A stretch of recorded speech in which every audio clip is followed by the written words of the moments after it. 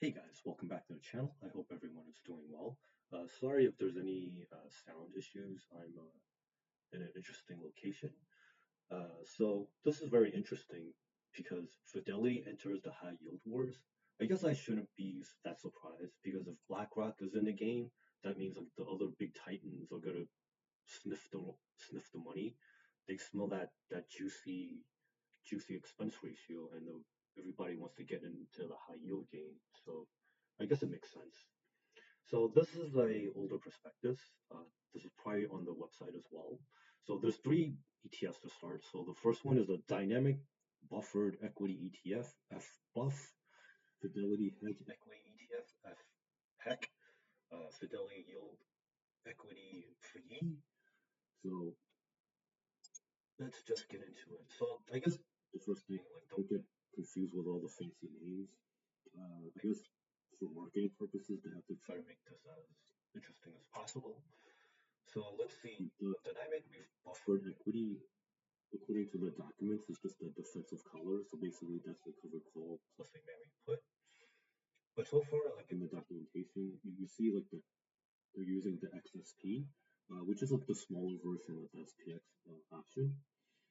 So they look like they're staggering like across like different strikes, which is a pretty interesting strategy. So it's not bad.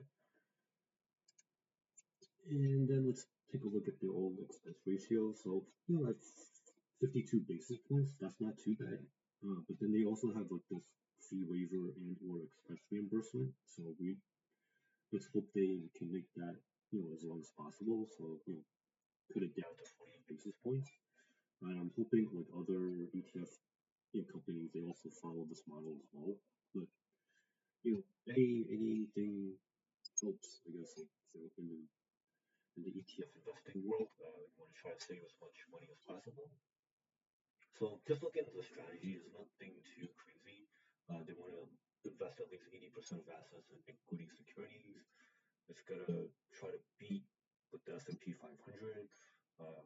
There's all this fancy talk of computer-aided quantitative analysis based off of historical valuation, growth, profitability, and blah blah blah. They also want to employ a disciplined, rules-based defensive option collar strategy. Of course, it would have been nice if they kind of like spelled it out for us, but I guess we kind of have to go through like the documents to kind of infer what they're trying to do. So I do like the fact that they're spreading out like their partial cover calls against the first strikes. So I guess that's not too bad. So what else can we see here? There's also an interesting part where they're trying to lend the securities to earn income for the fund as well. But well, I guess depending on your point of view, this could be a good or bad thing. I'll let you decide. And this is just a list of the portfolio managers. Nothing too out of the ordinary there. And then you have like this Fidelity hedged equity. So just based on like the holdings, like at least so far, it looks like they're trying to just do married puts. So basically, this is just just a regular ETF holdings, like all your stocks. But then they're also using the XSP. But this time they're just buying puts. So just in case the market tanks, like now, you can have like a little bit of protection. But of course, like this protection comes at a cost. So don't be surprised if this fund lags.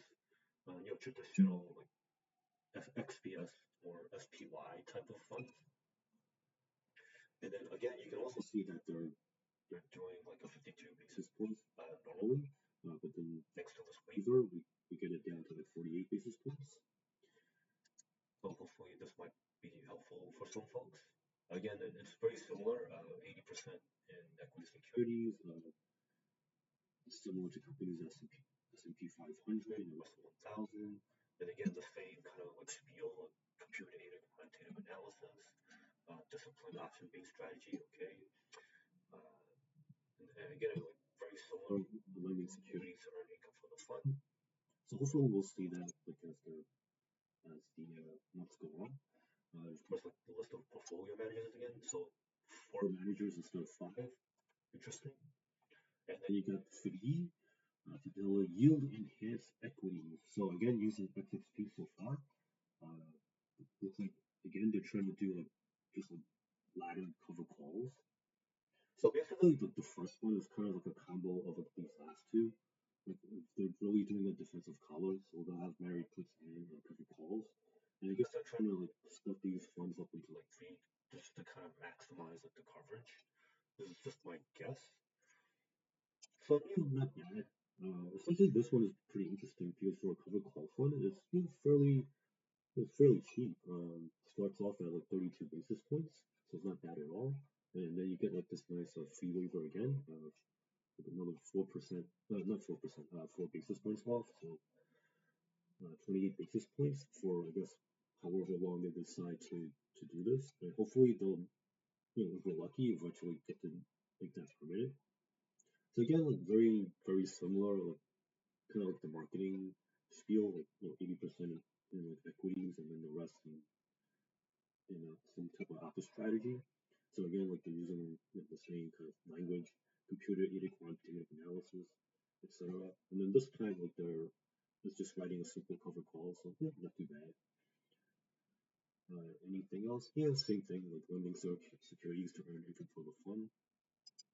And then this guy, like, it's back to five managers, which is kind of funny, but I guess it is what it is.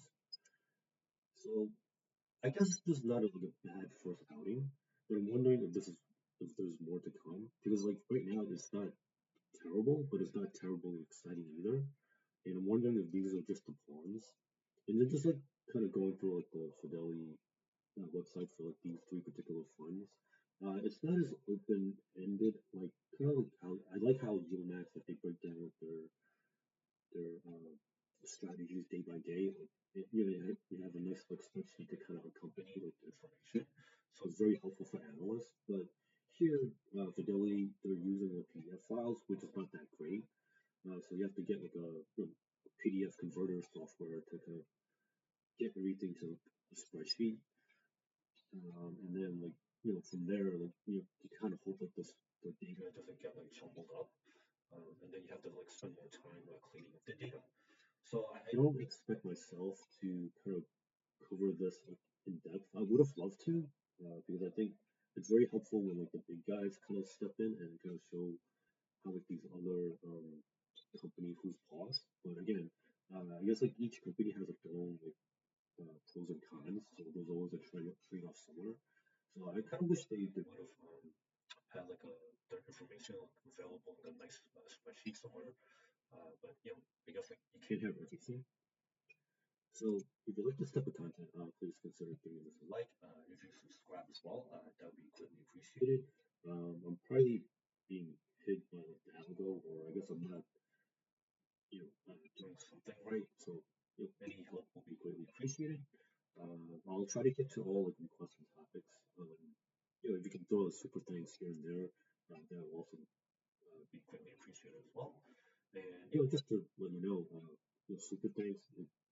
Uh, YouTube channels don't get like 100% of it. Like they get like I think 70%, and then Google takes a nice 30% cut. So just to let you guys know. So thank you for watching. I hope people have a great trading day, and I'll see you in the next video. Bye now.